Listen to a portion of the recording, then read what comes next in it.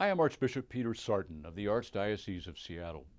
On November 6, we will be making a very important decision regarding the definition of marriage in our state.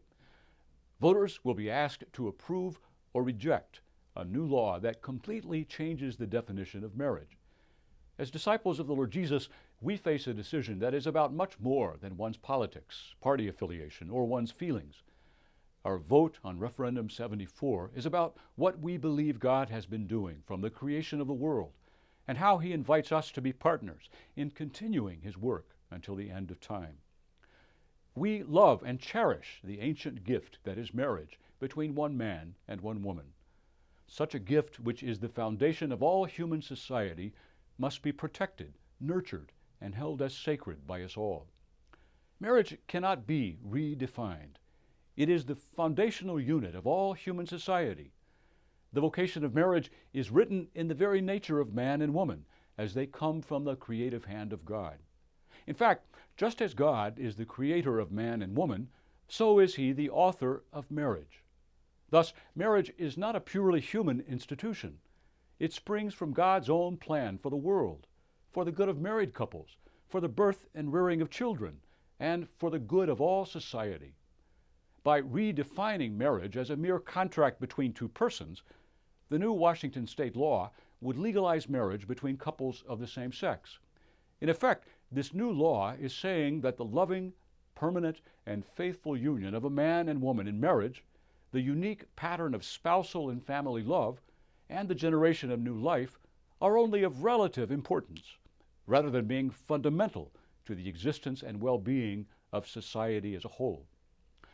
It's important to state that the Catholic Church's stance on Referendum 74 is not against anything, and especially not against anyone.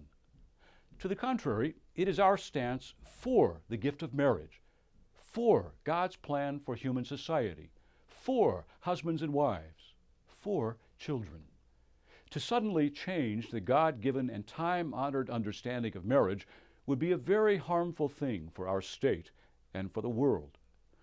Put simply, it is not in the compelling interest of the state to change the definition of marriage. There are many ramifications of such a redefinition.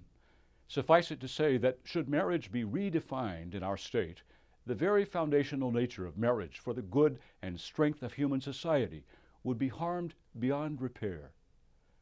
I join with all the Catholic bishops of Washington in saying that as teachers and church leaders, we reaffirm the need to recognize and defend the rights of all people. We sincerely regret the unjust discrimination, bigotry, and even violence that many people with same-sex attraction have experienced for many years. However, redefining marriage as a means of dealing with important issues of equality and respect for all persons will not achieve the goal of defending the rights of all, and would overturn centuries of common law. We are deeply concerned about equality, justice, and the good of society and the family.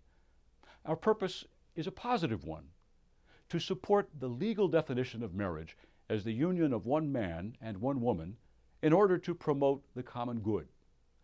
We therefore encourage Catholic people to uphold our consistent teaching on marriage for the good of the Church, society, husbands and wives, and their children.